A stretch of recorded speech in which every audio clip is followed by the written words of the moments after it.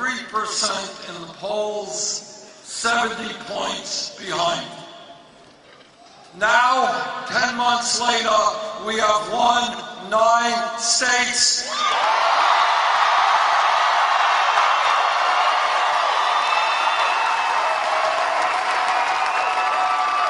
We have closed the gap nationally, and if there's a large voter turnout on Tuesday, we're going to win here in Missouri.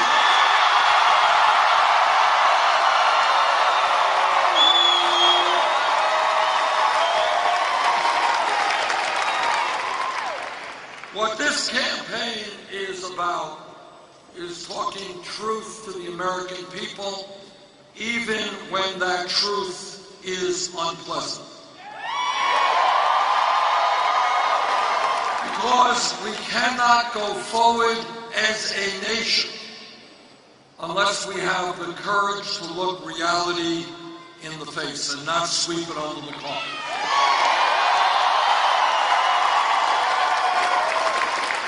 And here is what reality is in the United States of America today. Today, I am sorry to have to tell you what you know to be true, and that is that we have a corrupt campaign finance system which is undermining democracy.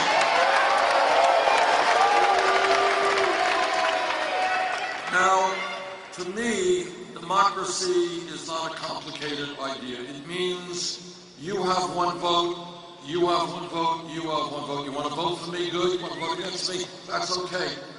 But that's what democracy is, one person, one vote.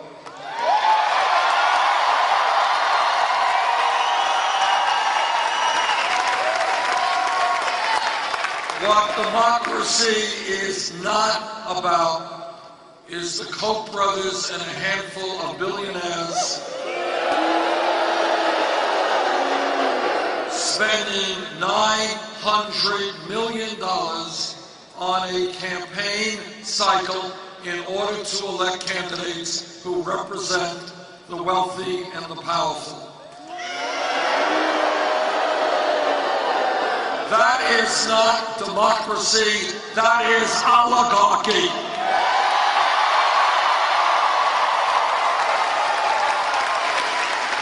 This country is not about oligarchy, and we're going to turn that around.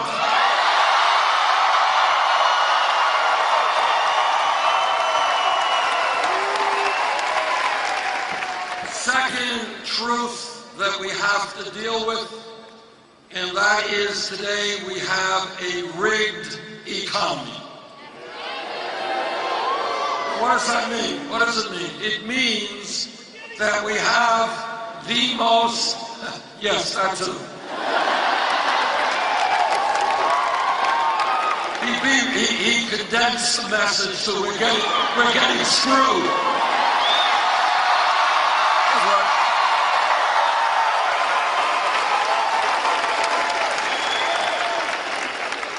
Yeah, we're getting screwed, that's what it's about. But what it means, and it's important to understand this, is that in the United States today, we have more income and wealth inequality than any other major country on earth. And what that means, listen to this, and you tell me whether this makes any sense. In America today, the top 0.1% now owns almost as much wealth as the bottom 90%. Did you all hear that? I didn't say 1%, I said 0.1% owns almost as much wealth as the bottom 90%. What a rigged economy is about is that 20 of the wealthiest people in this country own more wealth than the bottom 50%. That's 150 million people own less wealth than the richest 20%.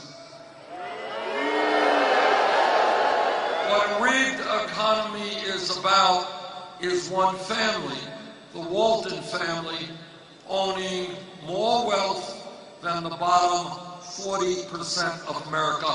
One family.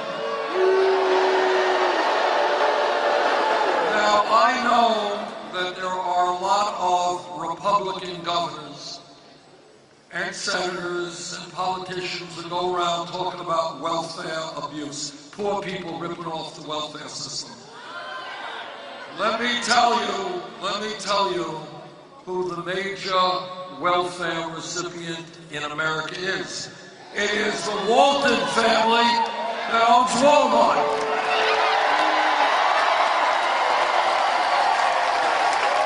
And you know why they are the largest recipient of welfare in America?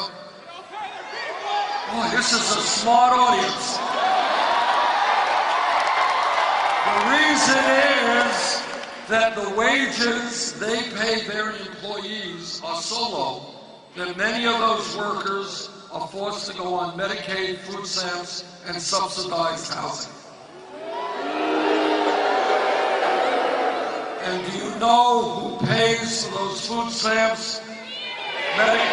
You do. So, I want to, on behalf of the Walton family, who's worth about $60 billion, I want to thank you. You are very kind.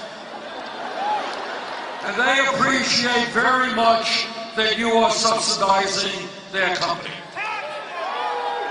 But what I say to the Walton family is get off of welfare, pay your workers a living wage.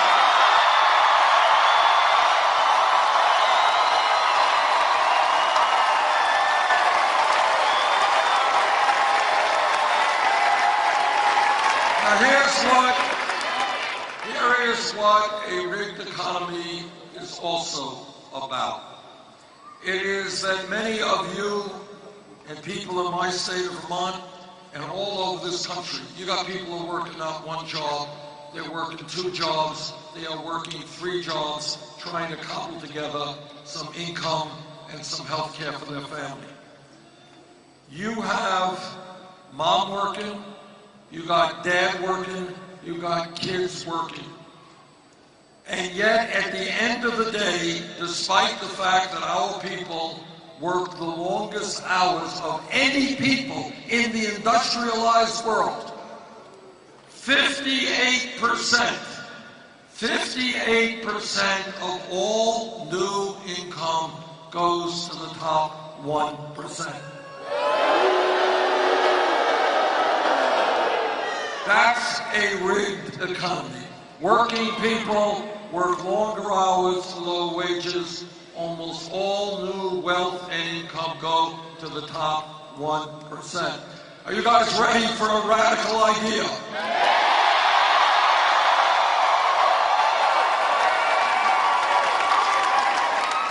Here it is. Together, we are going to create an economy that works for all of us, not just the 1%.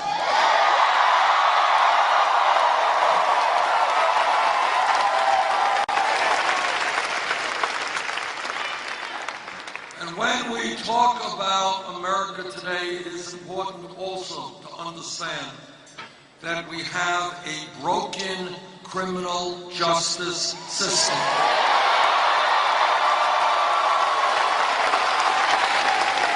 This campaign is asking people to think outside of the box.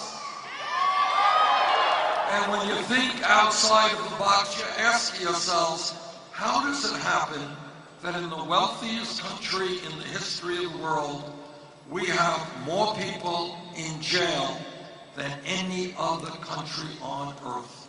China is 4 times our size, communist, authoritarian country. We have more people in jail than China.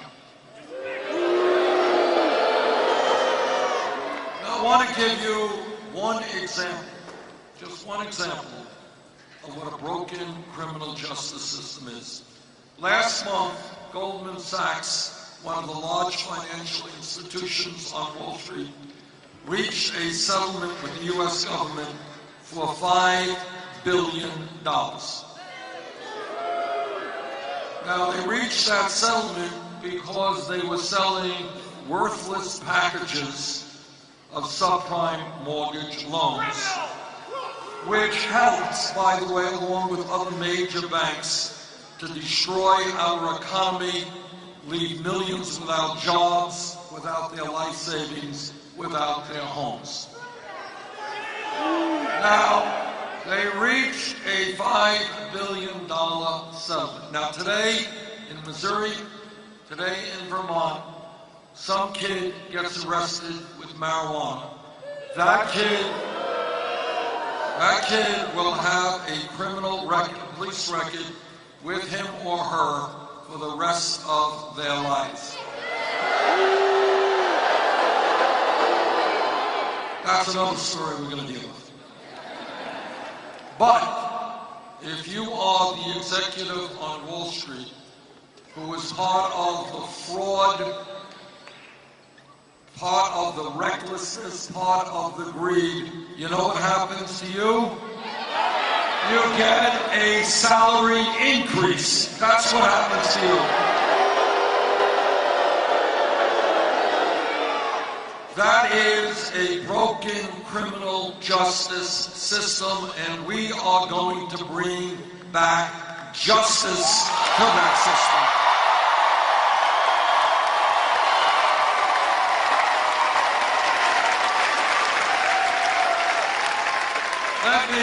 Let me say a brief word about the differences that Secretary Clinton and I have on some major issues.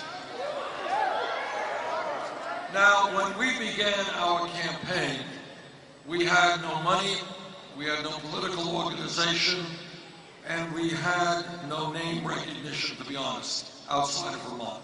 In Vermont, they knew who I was. In Missouri, they didn't.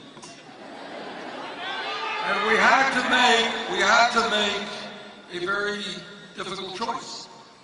What all of the experts said is that the only way you can raise the kinds of money you need today to run for president is to create a super PAC and beg billionaires and Wall Street for money. We thought about it for about 1/10 of a second, and we concluded we don't represent billionaires or Wall Street or corporate America.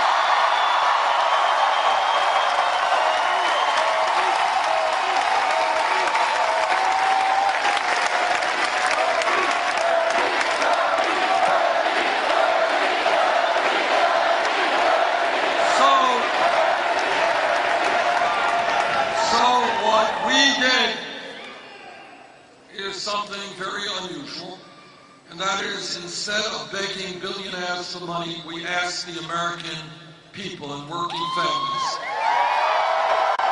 And what happened was literally beyond belief, beyond my comprehension. I never in a million years dreamed I would be telling you this 10 months ago.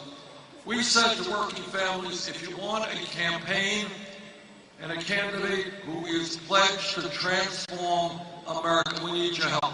And what happened in the last 10 months, we have received over 5 million individual campaign contributions.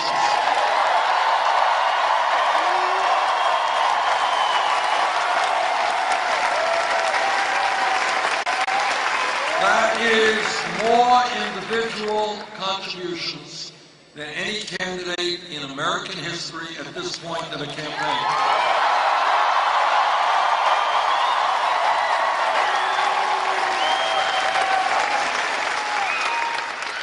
You know what the average contribution is? It's a brilliant audience, brilliant. $27. Now that is revolutionary. What we are showing is that you can run a winning national campaign without being dependent on corporate America.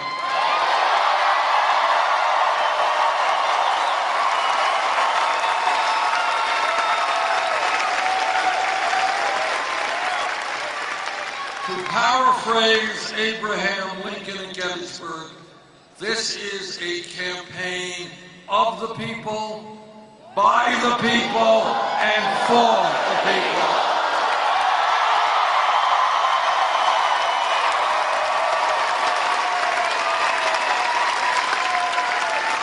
Now, Secretary Clinton has chosen to raise her campaign funds in a different way.